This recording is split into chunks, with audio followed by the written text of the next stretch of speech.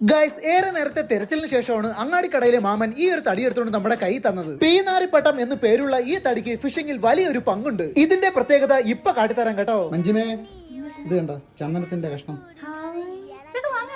ഓ നീ മണപ്പിച്ചോക്കേ.